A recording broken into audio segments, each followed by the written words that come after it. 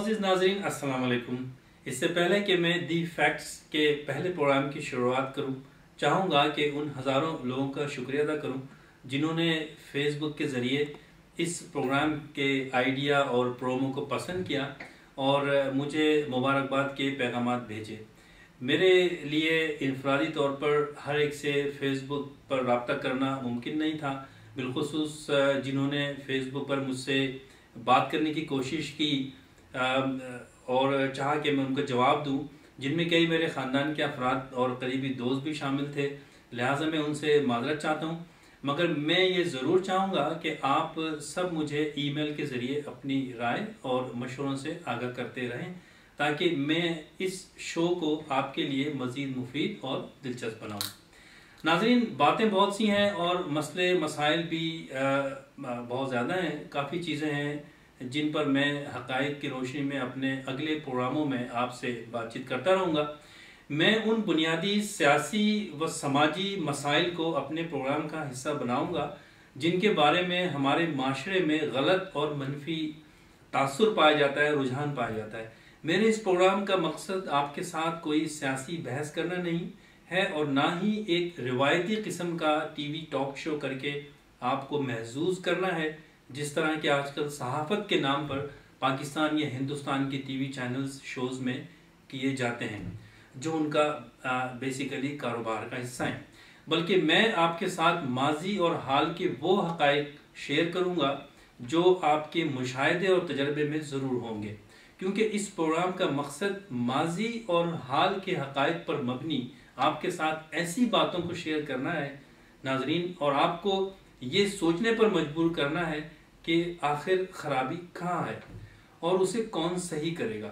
नाजरीन, चंद हफ्ते पहले जब मैंने इस शो को करने के बारे में हतमी फैसला किया तो सोच रहा था कि किस उन्वान से पहला प्रोग्राम शुरू करना चाहिए। फिर मुझे फ़ौरन ही एहसास हुआ कि 14 अगस्त आने वाली है और इससे अच्छी तारीख मेरे लिए कोई हो ही नहीं सकती, बिलखुसूस पाकिस्तान के हवाले से।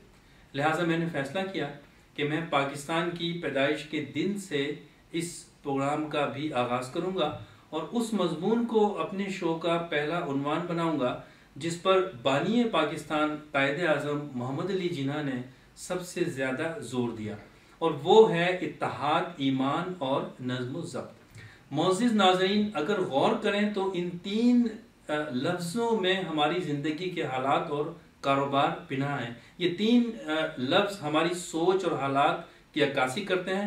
अगर हम में रिश्तों का पास नहीं रहा, बड़े छोटों का अदब नहीं रहा, तो और ख़ानदान, महल्ले, शहर या मुल्क में इत्तेहाद कैसे पैदा हो सकता है? अगर हमारी सोच में, हमारे कारोबार में और हमारे रोज़मर्रा के मामूल में ईमानियत नज़र नहीं आती तो पाकिस्तान का निज़ाम इस्लाम और ईमान पर कैसे खड़ा हो सकता है?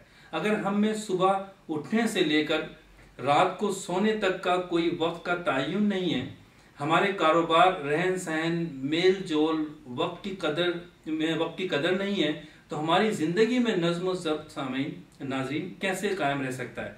और अगर हमारे अपने अंदर नज़्म व ज़ब्त नहीं तो मुल्क का कारोबार किस तरह से नज़्म व ज़ब्त से चलाया जा सकता है? आज हम में से बहुत से पढ़े लिखे लोग बड़े आराम से और फ़ख्र के साथ ये बात करते हैं कि जी पाकिस्तान तो बना ही गलत था, कायद-ए-आज़म अंग्रेज़ों के एजेंट थे, अगर पाकिस्तान ना बनता तो ये अच्छा होता और ये बुरा नहीं होता। मैं पाकिस्तान में बसने वाले लोगों से चंद सवाल करना चाहता हूँ, क्या हमारी अपनी ज़िंदगी में नज़्म व ज़ब्त नज़र आता है? क्या हमारे माशरे में नज़्म व ज़ब्त नज़र आता है? क्या हमारे रोज़मर्रा के अमल में एक कौम होना नज़र आता है? क्या हमारे रोज़मर्रा के मामलात में ईमानियत नज़र आती है? इन तमाम सवालात के जवाब अगर नफ़ी में हैं तो क्या ये सब कुछ आज से 30 या 40 साल पहले भी ऐसा ही था? मैं 70 की दहाई में स्कूल और कॉलेज और फिर यूनिवर्सिटी में था, लिहाजा मुझे बहुत सी चीज़ें अच्छी तरह याद हैं। मगर इससे पहले कि मैं बात करूँ, एक वाक़या आपके साथ शेयर करना चाहता हूँ। मेरे वालिद साहब मरहूम सैयद शफीकुल हसन, जो पेशे के लिहाज से उस्ताद थे, मगर अपनी सारी ज़िंदगी उन्होंने खिदमत खल्क में गुजार दी। जिस महल्ले में मैं पैदा हुआ उसका नाम सरफराज कॉलोनी है, जिसका शुमार हैदराबाद की बड़ी आबादियों में होता है। اس کالونی کے مکینوں کو مالکانہ حقوق دلوانے کا سہرا بھی میرے والد مرحوم کو کے سر ہی جاتا ہے۔ خیر، غالباً 2002 یا 2003 کی بات ہے، میں پاکستان کے دورے پر تھا۔ والد صاحب نے اپنے رفقہ کار کے ساتھ مل کر میرے لیے ایک پروگرام منعقد کیا حیدرآباد میں، جو میرے لیے بڑے فخر اور اعزاز کی بات تھی۔ اس تقریب میں کالونی کے اچھے خاصے لوگوں نے شرکت کی۔ اس تقریب کا مقصد مجھ سے کچھ آسٹریلیا اور مغربی دنیا کے بارے میں معلومات حاصل کرنی اور میری صحافتی مصروفیات کو جاننا اور مختلف سوال و جواب کا سیشن رکھنا تھا۔ بہرحال ایک صاحب نے مجھ سے سوال کیا، آپ کے سامنے پاکستان کے حالات ہیں اور اب آپ نے دنیا بھی دیکھ لی ہے، ہمیں بتائیں کہ پاکستان کے حالات کس طرح ٹھیک ہو سکتے ہیں۔ ناظرین، میرے ذہن میں اسی وقت ایک مشورے کے طور پر ان کے لیے جواب آیا۔ میں نے کہا کہ کیا آپ تمام حاضرین جو اس محفل میں آج یہ میرے ساتھ ایک وعدہ کر سکتے ہیں کہ آپ کے گھر کے آگے کا جو حصہ ہے جس کو آپ سمجھتے ہیں کہ یہ آپ کے استعمال میں ہوتا ہے، اس کو باقاعدگی سے اپنے ہاتھوں سے صاف کرنا شروع کر دیں گے۔ اگر آپ نے ایسا کرنا شروع کر دیا تو آپ کو دیکھ کر آپ کا پڑوسی بھی اپنے حصے کا ایریا صاف کرنا شروع کر دے گا، پھر اسی طرح گلی کے تمام لوگ صفائی کرنا شروع کر دیں گے اور پھر ہر گلی صاف ہونے لگے گی، جس سے رفتہ رفتہ پورا محلہ صاف ہونے لگے گا، اور پھر پڑوس کے محلے میں بھی یہ عمل شروع ہو جائے گا، اور اسی طرح شہر، صوبہ اور پورے ملک میں یہ عمل شروع ہو سکتا ہے اور ملک صاف ہو سکتا ہے۔ مگر شرط یہ ہے کہ آپ یہ عمل آج سے ہی شروع کر دیں۔ بات یہ ہے کہ قوموں کی تبدیل صحیح کرنے دوسری قومیں نہیں آتی، بلکہ دوسری قومیں آپ پر قبضہ کرنے آتی ہیں اگر ان کو پتا ہو کہ آپ میں مزاحمت کرنے کی سکت نہیں رہی۔ مجھے اچھی طرح یاد ہے جب میں اسکول، کالج اور یونیورسٹی میں تھا تو ہماری کالونی میں ایک بہت ہی معیاری لائبریری ہوتی تھی۔ شہر میں Pakistan centre, British council, American centre ہوتا تھا۔ جب میں اسکول میں تھا تو باقاعدگی سے اسکول کی لائبریری میں جاتا تھا، جہاں سے دلچسپ کتابیں پڑھنے کے لیے کرائے پر لے کے آتا تھا، ملتی تھیں، اور بھی لوگ لاتے تھے۔ اس لائبریری میں محلے کے بزرگ اخبارات اور کتابیں پڑھتے نظر آتے تھے۔ پاکستان سینٹر میں ہر مضمون اور نصاب کی کتابیں موجود تھیں۔ نیز آئے دن ادبی، سماجی اور تفریحی پروگرام منعقد ہوتے تھے۔ پھر جب میں یونیورسٹی میں تھا تو میں برٹش کونسل کا باقاعدہ ممبر تھا، جہاں سے نصاب کی اعلیٰ کتابیں کرائے پر ملتی تھیں، اور برٹش کونسل کے اوپر کی منزل پر امریکن سینٹر ہوتا تھا۔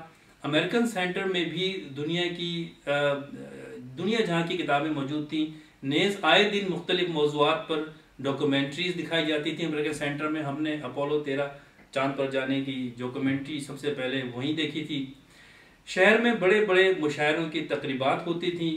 قومی دنوں کے مواقع پر، بالخصوص آزادی پاکستان کے دن، محلے کی کمیونٹی تنظیمیں قومی تقریب منعقد کرتی تھیں، جس میں محلے کے بچے بڑھ چڑھ کر حصہ لیتے تھے، جن کو ناظرین انعامات دی جاتے تھے۔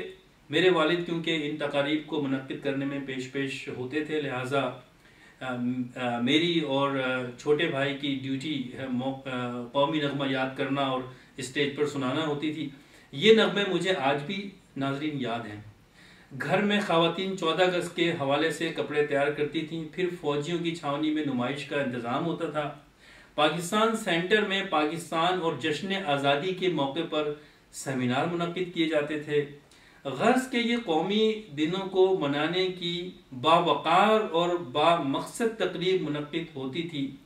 اگر تعلیم کے حوالے سے ناظرین معیار کی بات کی جائے تو سرکاری اسکولوں میں بھی معیار آج کے مقابلے میں بہت اعلیٰ تھا۔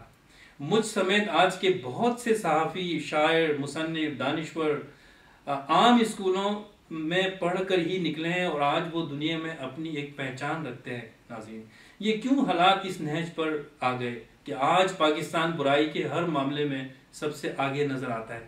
بدعنوانی، بد کرداری، بے ایمانی، چوری، جھوٹ، اوپر سے نیچے تک کا معاشرہ اس کا حصہ بن چکے ہیں۔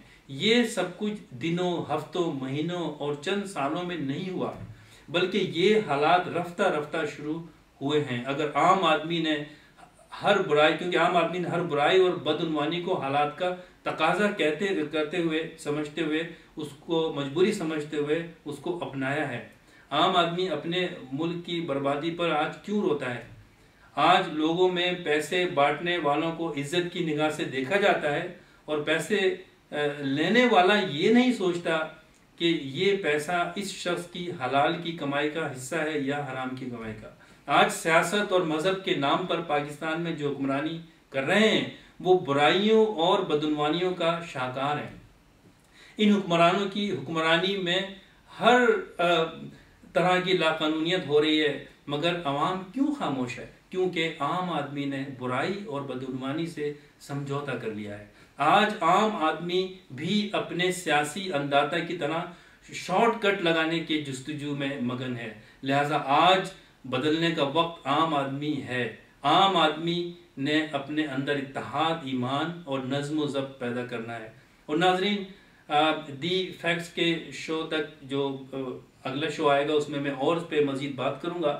آج کیونکہ یہ جو پروگرام کا ٹاپک تھا یہ آزادی پاکستان کے حوالے سے تھا، اور اس میں یہ 3 لفظ پہ بات کرنی تھی، لہٰذا میں اگلے پروگرام میں آپ سے اور بات کروں گا۔ اگلے پروگرام کا موضوع ہوگا سندھ کی عوام اور ان کے مسائل موجودہ سیاسی حالات کے تناظر میں۔ اس وقت تک اجازت چاہوں گا۔ اللہ نگہبان۔